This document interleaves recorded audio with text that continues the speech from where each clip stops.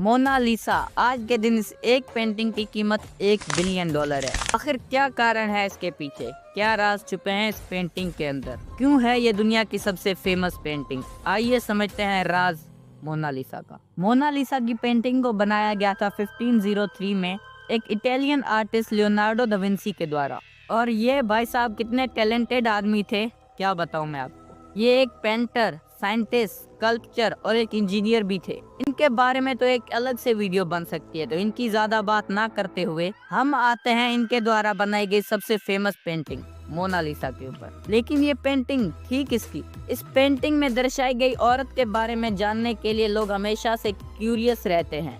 इसके बारे में सबसे पहला खुलासा किया गया था जॉर्जियो वसारी के द्वारा, जो कि एक इटालियन आर्टिस्ट थे, जिन्होंने साल 1550 में लियोनार्डो दा विंसी की जीवन कथा के ऊपर एक बुक भी लिखी थी। इनके द्वारा ये औरत थी लीसा गिरार्डिनी। इनकी शादी एक फ्लोरेंस शहर में रहने वाले सिल्क ट्रेडर से हुई थी, जिसका नाम था फ्रांसिस्को गियोकोंडो।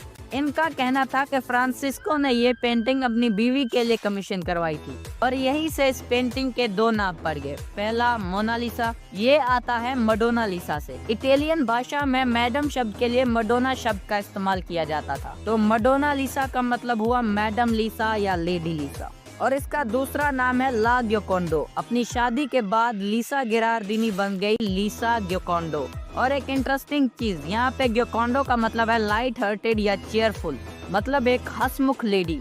और आजकल मोनालिसा अपनी मुस्कान के लिए भी बहुत फेमस है। लेकिन साल 1550 में ये खुलासा होने के बाद भी लोग मानने को तैयार भी नहीं थे कि वसारी ने जो बताया वो सही है। और कई थ्योरीज सामने आई कि एक्चुअली में ये औरत कोई और है। कुछ लोग कहते हैं कि ये लियोनार्डो दा विंसी की मम्मी की तस्वीर है, कुछ कहते हैं कि ये उस जमाने में किसी प्रिंसेस की तस्वीर है। सबसे मजेदार थ्योरी तो तब आई कि लियोनार्डो दा विंसी ने इस पेंटिंग में खुद को दर्शाया है। ये पेंटिंग किसी औरत की नहीं है, ये पेंटिंग खुद लियोनार्डो दा विंसी की है। और उन्होंने ये इमेजिन किया है कि अगर वो एक औरत होते तो वो कैसे दिखते। ये थ्योरी आर्टिस्ट लिलियन श्वार्ट्ज ने दी थी, और इसे 1987 में एक आर्टिकल में बढ़ावा दिया।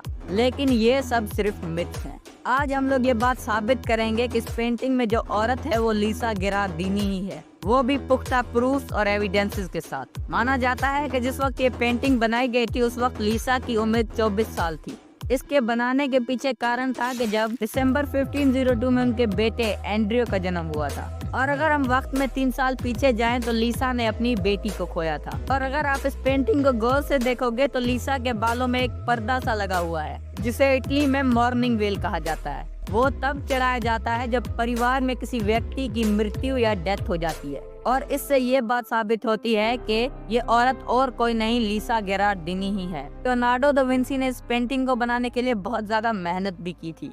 उन्होंने कई लोगों के होठों को काट कर उनके ऊपर एक्सपेरिमेंट्स किए थे, और ये जानने की कोशिश की थी कि एक इंसान की स्माइल आती कैसे है, उसके मसल्स कैसे कंट्रैक्ट होते हैं, ताकि वो जब पेंटिंग बनाए तो उसमें जो एक प्रॉपर स्माइल और एक मिस्टीरियस स्माइल बना सके। और फिर इतनी मेहनत के बाद उन्होंने बना ही दी पेंटिंग ऑफ मोनालिसा। तो यही थी मिस्ट्री ऑफ मोनालिसा। उम्मीद है आपको पसंद आई होगी। धन्यवाद।